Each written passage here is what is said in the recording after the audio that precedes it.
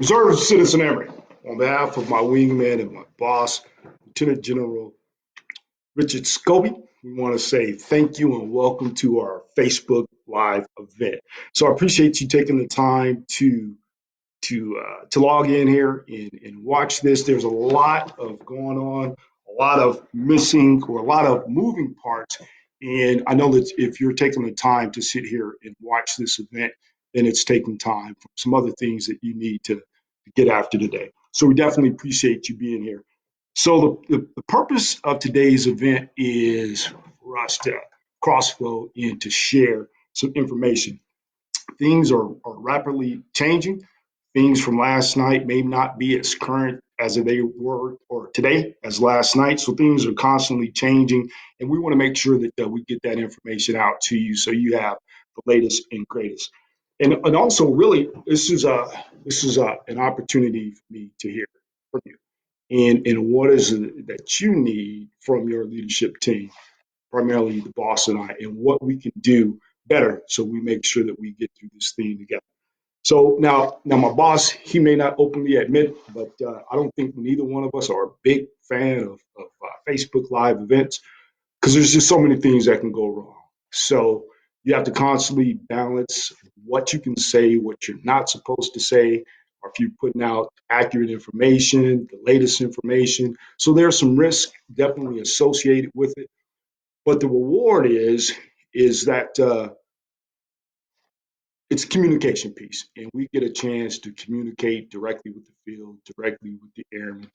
And in addition to that, the reward is this gives us an opportunity to be out in front of this thing. And I think without a doubt that's what leaders do. We get out in front, and sometimes we'll step in and hey, we'll take good, bad, or indifferent. We'll share news. We'll take the hits, and that's what we do, and we'll move on. So definitely worth the I think worth the time and effort. So some rules of engagement.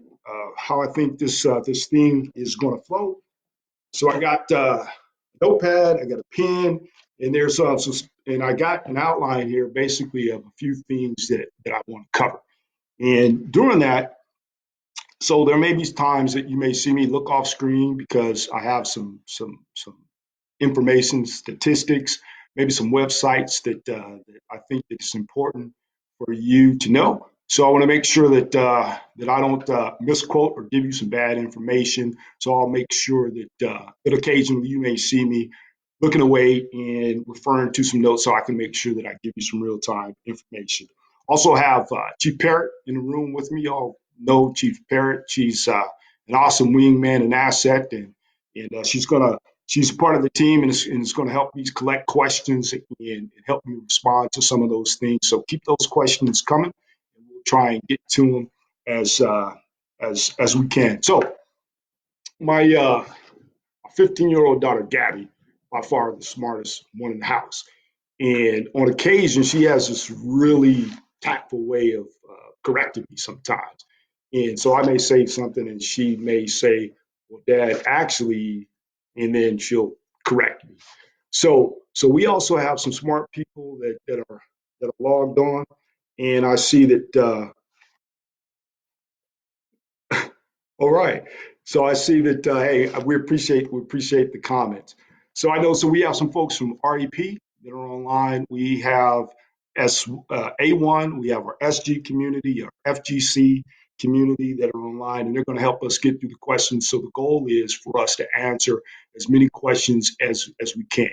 And for those questions that, for whatever time that we don't get to, we'll make sure that the team will take some notes and we'll get that to you. And we owe you a response. If you took the time to watch this thing, then we will take the time to get you a response.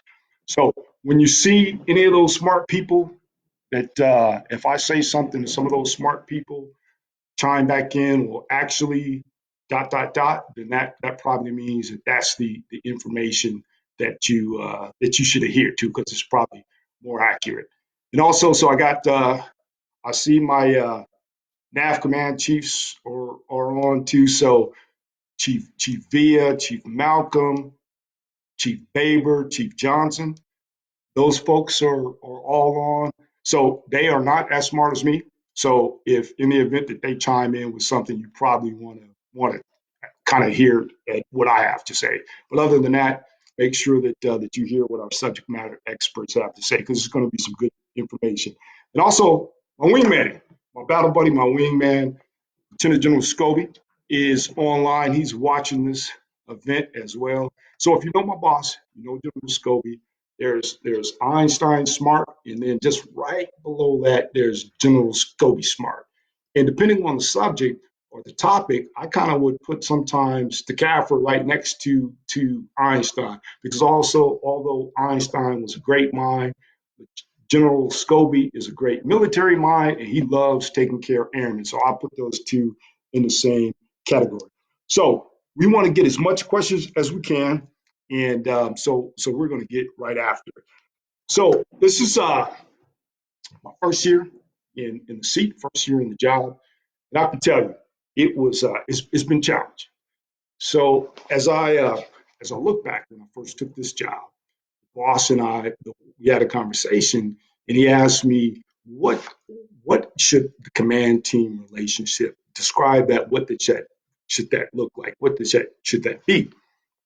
So the way that I best heard it described, and the way that, and if you heard me speak before, you probably heard me say it, that so not only just for me, but senior enlisted command chiefs, whatever capacity that you serve, it's important for you to have that relationship that behind closed doors, you can stand in front of your boss. While you're in public, you stand behind your boss, and in a moment of crisis, you stand beside your boss. So without a doubt, we find ourselves here in a crisis, and the boss and I, General Scobie, we are side by side fighting through this thing. Now, normally, in this set of circumstances, we would be about 6 feet away. We happen to be about 6 states away, while he's down at the command doing what he does best, and that's leading the command and taking care of airmen. And I am doing what I do best, and that is taking, or actually teleworking from home and taking orders from my wife. And actually, in the boss, he's got a telework schedule as well, so he's at home sometimes taking orders from his wife. So hey, uh, things are great. Lucky us. All right. So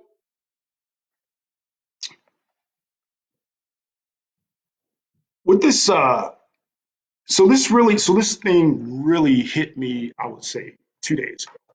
And so 2 days ago, I was down at the commissary in here on Andrews Air Force Base. They preserve about from 9 to 11, about 2 hours for military members to get into the commissary, so we can get in, do what we have to do, kind of avoid the lines as much as possible, and then we can get back into the fight. So I get to the commissary, and even this block of window is basically set aside for military, active military, reservists, and guardsmen to use this time. In addition to me actually having to stand in line for a significant period of time, once you get inside the store, there's certain items that you can only get a couple items at a time, right? And there's a reason behind that. But it really reminded me, for those that were around or alive during the late 1970s oil crisis, to where we had to actually stand in line to, depending on your license plate, whether or not you can get gas on specific days. But at the same time, it also reminded me of how great it is to be an American, and how great it is to live in this country, and some of the things that we take for granted. And so I think that it's times like this that kind of remind us of those things, and it's really a reminder for us all, is usually as we come together. So things aren't straight, or not going. Things are straight, but they're not great. And but we're resilient, and we're going to get through it. So our number one priority is taking care of airmen and their families, and we're committed to doing that. So we want to definitely minimize the spread of this COVID-19. This is a real threat. So we definitely want to minimize the spread of this thing while still maintaining our mission capabilities. Physical health and safety. Practice social distancing, quarantine if you must, if you think that you've been potentially exposed. And but still, at the same time, I think for that physical health, we still need to have some type of exercise just to make sure that we're maintaining some type of physical fitness. And that could be bike riding, going out for walks with your family, whatever it is, just to kind of keep you motivated, just to kind of keep you going, just to kind of get you out of the house. So we're maintaining some sense of balance. And mental health and stability. And so there's numerous ways. So one of the awesome things about technology, it really offers us a great way to connect. There's several apps. Zoom is one of the things that we've been looking at to stay connected. Facebook, another awesome source, and all the capabilities that we have at our disposal. So don't just use those things for work.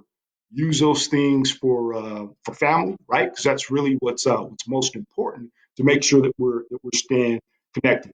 And also spiritual health. And I'm say that for the chaplain, and I know that the chaplain is watching in. So make sure that you're practicing that too, and whether that's just you're meditating, getting enough rest, reading a good book. I can tell you one of the things that I do is that I like to practice that works for me is about 20 minutes a day. So basically 20 minutes a day, first thing in the morning, the first 5 minutes for me are complete silence. I don't turn on the phone, don't turn on my iPhone, the music. I'll get out. I kind of got a path here that I'll get out and like to go and run. First 5 minutes is just complete silence. Give me a chance to connect and really appreciate just really being outdoors. The next 5 minutes is a time for me to really to give thanks and to be thankful for the things that I have. Be thankful for my family. Be thankful for, especially now as we face this crisis, as good health. Be thankful that I have a job that I love doing, and be thankful for the things, not necessarily that we always want, because we'll never get some of the things that we want, but really thankful for the things that we need. In the next 5 minutes, I'll usually kind of take that next 5 minutes as a moment of self assurance, and because we need that sometimes, and we need to remind ourselves that, hey, guess what? We're important, and I'm important. We're important. We're important to our families, to our employers, to our spouses, to our siblings, that we're important to a lot of people. So when things kind of get tough, it's easier for us to kind of get down on ourselves. But if we take the time to remind ourselves that we are important and there are people that are depending on us, I think that helps give us that little extra strength to carry on. And then that last 5 minutes before I start my workout, that's when I get to focus on what I have to go through for the day. And that just kind of helps me get a battle rhythm going to where I know that, hey, I need to either check emails, what time I need to be at work, any meetings that I have to go to. But I use that last minutes to kind of help me focus. So that is something that has helped me tremendously to help me stay grounded. So whatever it is that you need to do to help carry through this, make sure that you're taking care of yourself. And as far as this self-health and wellness, hey, we don't know how long this thing is going to last. So again, we're in this. This is not a sprint, right? We need to prepare for the marathon. So make sure that you're doing what you need to do to make sure that you're being physically fit, mentally strong, spiritually strong, so we can get through this thing. And for some, this might be a new norm for a while. And again, we don't know how long this thing is going to last, so we need to make adjustments so we will be in this thing for the long haul. And to our families, and we'll touch base on that here in a second, but you are family too. So a lot of times that we share this information and our members are getting it, but the purpose really for us to do this Facebook post is to get that information out to you. And in a second here, we'll give you some resources that you can rely on and that you can turn to make sure that we're staying connected. All right. So what's your military doing for you? For those that, if you're in the fight, then we're staying abreast on the information that goes out. But for some of those that may not know, hey, I tell you what, I've been around a lot of leadership teams in the civilian, government, and private sectors, and I tell you what, the leadership team that we have in place right now is the best in the business. So from a DLD perspective, our two priorities, right? And I'm going to read these off to you, right? So we don't, so we're perfectly clear, and I want everybody to know what we're doing is so along with the Department of Defense, our number one priority is right taking care of people in our family, right? Maintaining our readiness, right? And then also being a part of the government effort, the entire government effort, as we get through this thing. So we're asking everybody to take precautions because we need everybody in the fight, right? And it doesn't matter if you're 7, 17, 70, right? We don't really know how this thing is impacting folks.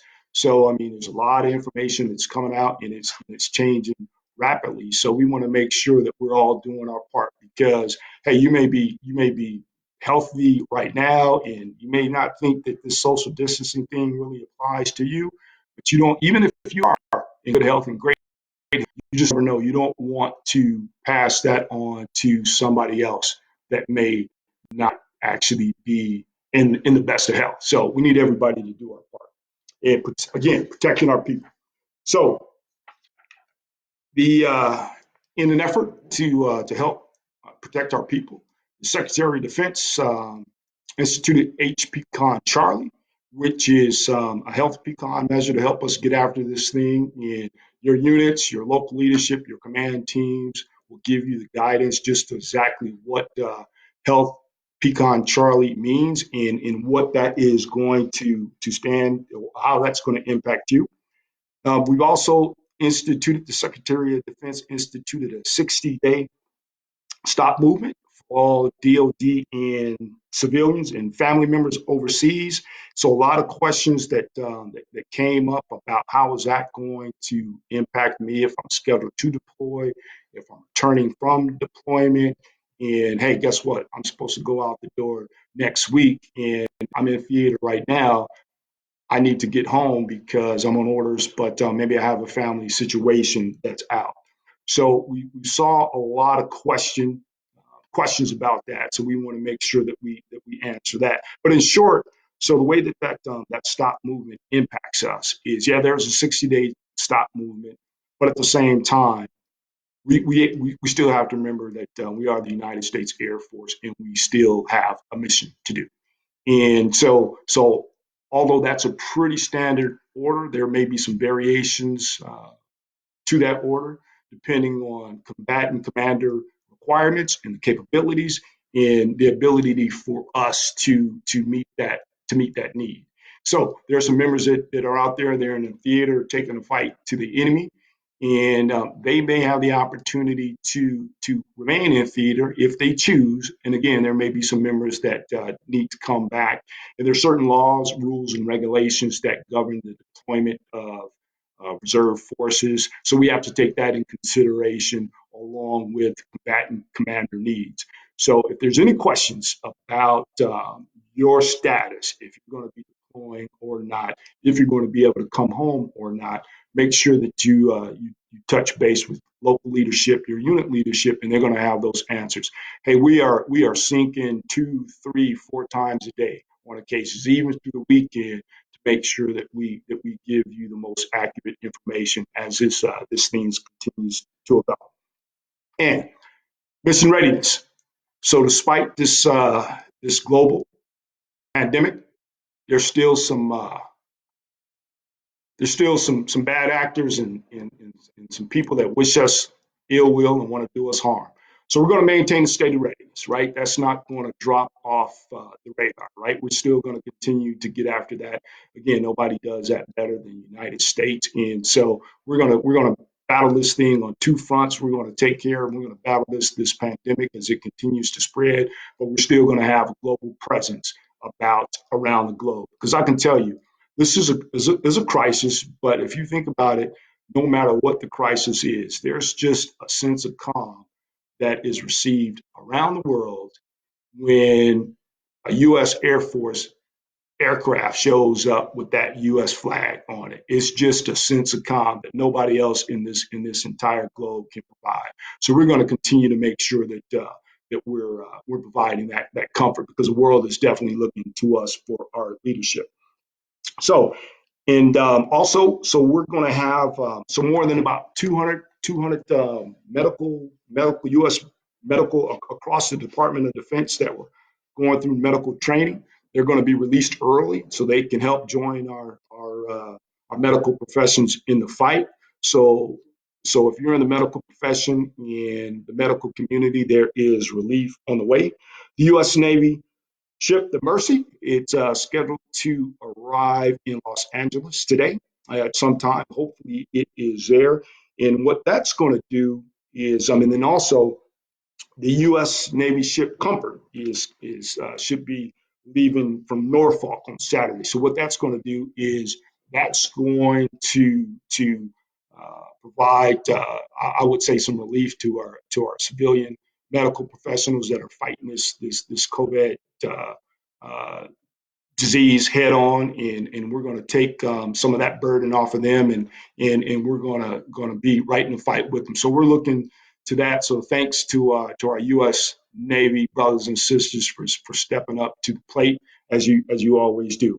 And my friend and brother Chief Anderson next door, the big ups to the Air National Guards, because I know that we got about 12,000 National Guardsmen just across the U.S. that have already taken this thing, have already stepped in, volunteered, and they're out in your communities protecting us and keeping us safe. In addition to medical support, those type of things that they survive. So big ups to Chief Anderson and the Air National Guard. So definitely wanted to give you some credible sources. So I kind of wanted to leave these first few opening comments to about 20-30 minutes, and then we'll get down to some questions that I can answer if we haven't already answered them. And again, so I think the team is, as I look here at the response, are probably already chiming in and answering some of those questions. So the CDC, DoD websites, Air Force COVID-19 website, all great sources of information. So make sure that you're checking that to make sure that you're are aware and abreast of the most recent changes as this thing continues to develop and progress. Because right now, some of the models that, and this is open source information, some of the models that we've been watching indicates that hey, that this thing may continue to progress well into the month of June. So we need to be prepared for that.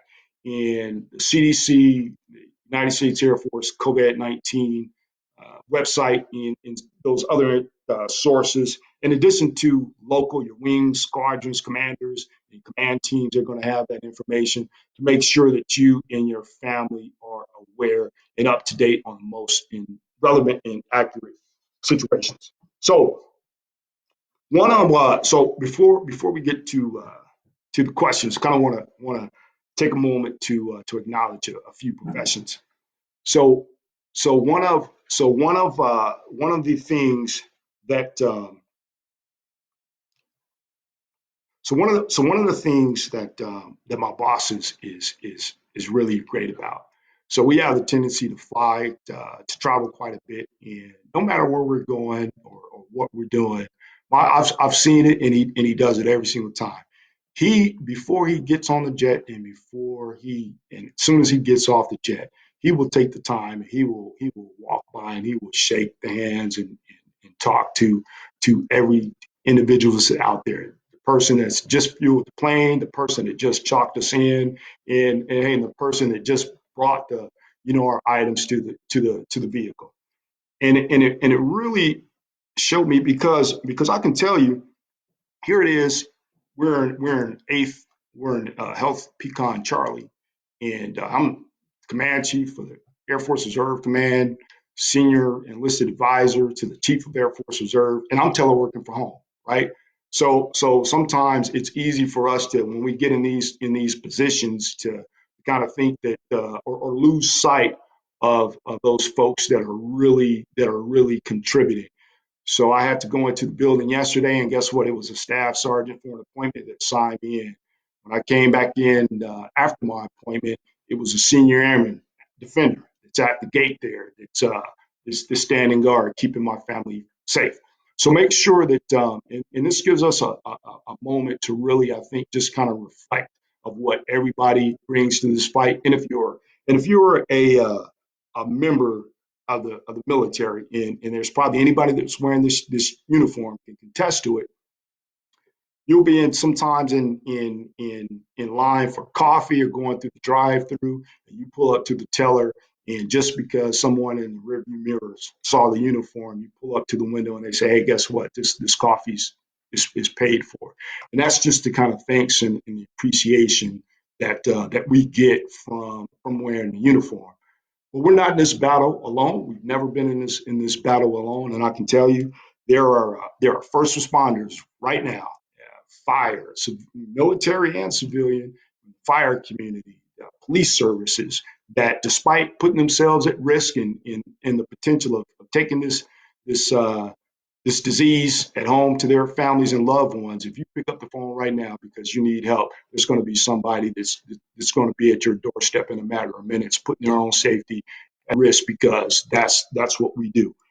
Our civilian and military medical professions, best in the business. You're talking about being on the front lines of something, and putting yourselves and your family at risk, because not this is because this is what we do, but because this is something that you're meant to do, right? There's not enough words that I don't think that anybody can express our sincere appreciation for taking this fight head on and for what you do. And that's the same for the farmers, the truck drivers, grocery store attendant, that sometimes that we don't pay much attention to, but guess what? They're the ones that are stocking these shelves at night to make sure that we're able to put food on our table. So this is a really time, I think, that we can really take the time to really show gratitude and appreciation for all Americans, for all our service industries, our law enforcement and public service professionals, because we're all in this fight together. And just because you're not wearing a uniform doesn't necessarily mean that you're in the fight. You're not in the fight, and we've seen that every day. Our elected officials want to definitely say thank you to our elected officials, because despite what you may see on TV, I can tell you that we are blessed to live in this country, and we are blessed to have the elected officials at the helm. Boss and I had several trips over to Congress last year, and we've had numerous trips over this year. And the first thing that they're concerned about is, how can we help? How can we help? So, and one of the things that for any students out there, if you got dependents that are in school right now, the Congress and the Senate. The Congress passed, the President signed, and the Senate approved some changes to the GI Bill. So if you were receiving BAH as a dependent because you were in school, and or a military member in school, and it was based on you being in residence, in the event now that course of your school has been switched to online, you're still going to be able to receive your benefits. You're still entitled to pay as a full-time student while we go through this pandemic, and that's something that your elected officials had done for us. So thank you for that. And we just passed Congress just passed a $2 trillion stimulus package that's really going to help us get after this thing and keep this economic engine going. So we appreciate Congress' support and the ability to help Americans stay on their feet as we get through this thing. And our employers. Hey, we can't thank you enough, because employers, especially if you're an employer of a reserve citizen airman, hey, we're making some tough choices, and some employers had to make that tough decision of keeping their employees on the payroll, or keeping them employed, despite of their particular business actually taking a hit as we go through this pandemic. So thank you for for our employers. And also, I like to give a shout out if I can. I'm the chief. This is my Facebook post, so I guess I can do that to my own employer, the Riverside County Sheriff's Department. So I still get the emails, and I was extremely impressed by the leadership of the Riverside County Sheriff's Department. Sheriff Chad Bianco, you're awesome. And I'm reading the emails and the posts, and he says, "Hey, guess what? We're going through this pandemic, but we still have a job to do, and that job is to keep our community safe." And that's the same for firefighters. Again, police officers everywhere across this globe, and it just really, really, really makes me proud to be associated with such a noble profession. And our DoD leaders, Secretary of Defense, Secretary of the Air Force, the Chief of Staff of the Air Force, my friend and battle buddy, the Chief Master Sergeant of the Air Force. I tell you what, and I'll get to the reserve leadership here in a couple minutes, but I tell you, you can have a better team in place. I mean, I hate that we're going through this pandemic, but if I had to go through this pandemic with anybody, hey, I'm glad that I can tell you that the Air Force leadership, the Department of Defense, they really have the stick on this thing, and we're going to get to it because of that. So what we're going to do, I'm going to have some closing comments. We see the questions trying to pop up, and I kind of wanted to leave these comments till about 30 minutes or so, and it's on a little bit over time. But what we're going to do, I'm going to switch gears here a little bit, and we're going to open it up for your questions. I'm going to kind of jot down some questions, and then we'll wrap this thing up. Okay, Chief, thanks so much for taking the time to share your thoughts with us today.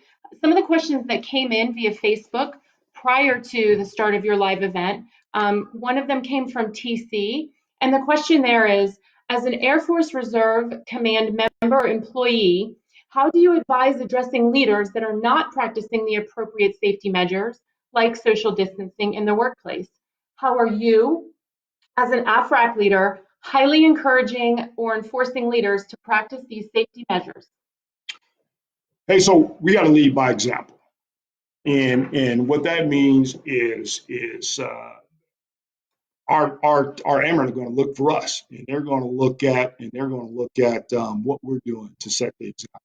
I'm teleworking from work or from home. My boss, he teleworks constantly, and my boss is, again, the Chief of Air Force Reserve. I know the Chief of Staff. He had a broadcast the other day. He's telecommuting from work. The Chief Master Sergeant of the Air Force is telecommuting from work. So we definitely got to set the example. So in addition to, I think, maximizing some of the capabilities, it's really about setting the tone, right? This isn't a time to where we should be guilting anybody to go into work. This thing is serious. So so teleworking, that's definitely, I would say that if you have the ability, commanders in the field, chiefs, make sure that we're maximizing it. Now, again, we understand that the mission has to go on, and we'll continue to get through that. But when we say that mission essential, we need to make sure that we're doing that. And then also social distancing, we need to make sure that we're practicing that, and that's something that we do every day. And the boss and I we're doing it. We're not 6 feet away. We're 6 states away right now. So definitely lead by example. Okay, Chief, another question. Are members who are prepping for deployment required to quarantine for 14 days prior to their deployment? If so, will they be getting paid for that time? Okay, so so make sure that you're talking to leadership on that. So different depending on where you're going to be deploying to and what theater, combatant commanders may have different deployment requirements. So make sure that that you are in touch with your leadership, and they're going to have those answers. Again, we're in sync, and we talk about these things every day. Things rapidly change, and as this pandemic continues to evolve, so may the processes, right? So talk to your leadership. They're going to have the best answer depending on where you may be deploying to or deploying from. So make sure that you talk to your leadership, because it could be on a case-by-case basis. Okay, thanks, Chief. So here's a question we've received numerous times. What if a member is in jeopardy of having a bad year now that COVID-19 has postponed or canceled UTAs? If telework is not an option, has giving those individuals constructive credit been explored and or authorized? Okay, so this is a concern. This is a definitely concern, and it's being addressed. So OSD, or the Office of the Secretary of Defense, has the stick on this, and we do have Air Force Reserve leadership that are part of that think tank. So we know that this is a concern, and if this thing continues to progress and we start canceling UTAs, then we understand that some people may be in jeopardy of having a bad year. So we're going to work through the nuggets on this, and we'll continue to provide that information um, to you. If this is something that I did bring up to Chief Master Sergeant of the Air Force just yesterday as we were having our sync, and so they're aware and they know that this thing could negatively impact us. So hey, we have our eye on the ball in this thing, and as this thing continues, or if it continues to linger on, and people that may be impacted by it, I have no doubt that we're gonna have a solution to make sure that you're taken care of. Chief, are you able to share how many Air Force Reserve Command members have tested positive for COVID-19? Okay, so things. Let me see. So I'm going to refer to that right now. So things are rapidly changing, but I want to say across the reserve, I think right now we have 8, if I'm not mistaken, as of today.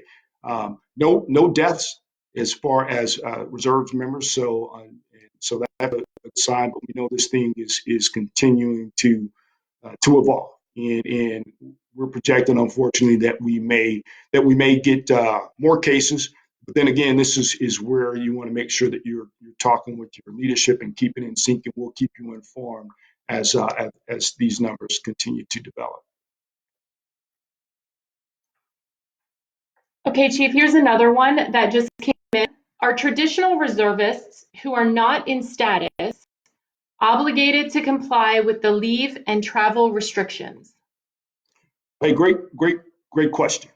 So with the leave and travel restrictions, that's primarily for active duty, or if you're in some type of status, or civilians and dependents.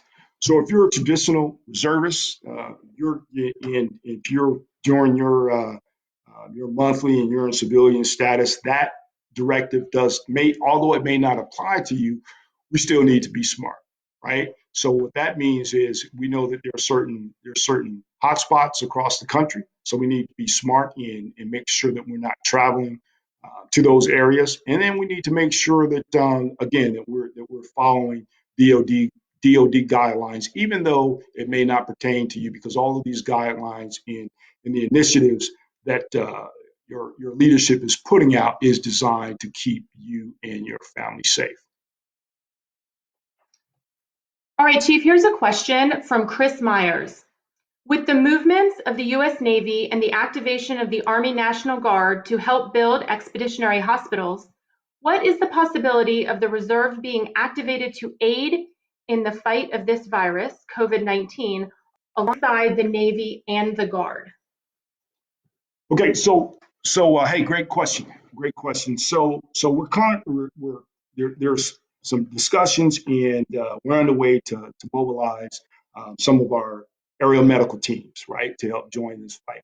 But it's a double-edged sword, because with the Guard and Reserve, when the boss talks about prioritizing strategic depth and accelerating readiness, that's what that strategic depth actually means. So we'll take our healthcare professionals, for example. A lot of those folks are healthcare professionals in their civilian communities. So even though we may have to, if it gets to a point to where we have to bring them in on orders, that's certainly a possibility. But we have to weigh that against the needs of the communities in which they live and where they serve. So what we're looking at right now is it's on a volunteer basis, and maybe you have the availability to come on out and lend a hand. So we're already putting those feelers out, and then hopefully we can get the support that we need while still balancing the needs of our local communities. All right, Chief, this one came in from our 4th Air Force Command Chief, Chief Master Sergeant Villa. Next question. What is the plan on the PME and/or Chief Orientation courses that have been canceled to ensure there is an opportunity in the future? We're hoping for postponement versus complete canceling of these courses. Yeah, so again, we had hey, great question, Chief Villa, and I appreciate your leadership on this. So again, we had a sync last night, and these are questions that my friend Chief Anderson, Command Chief of the Air National Guard, and myself and my other teammates on the block here, we brought up to the Chief Master Sergeant of the Air Force. So it's a real concern. So, and Chief Master Sergeant of the Air Force is in full support. My boss is in full support.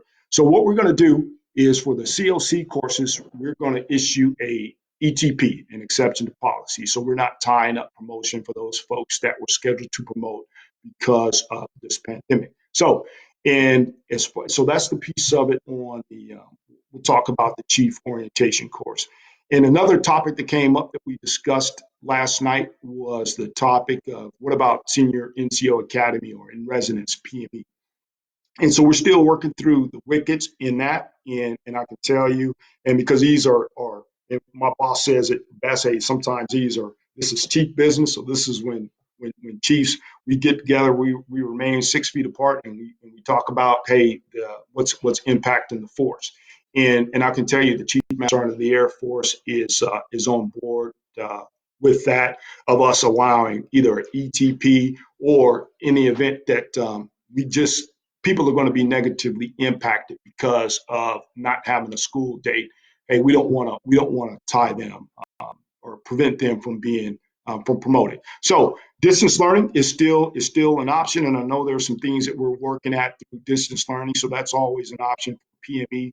But for any reserve-centric promotions or process that you have going, hey, I'll sign an exception to policy, and my boss will support it 7 days a week, twice on Sunday, to make sure that, that we're not holding anybody back from promotion simply because they can't attend school due to this pandemic. Chief, this is a question from Jordan Chambers. Are there any updates for those who had their BMT dates canceled for this upcoming Tuesday?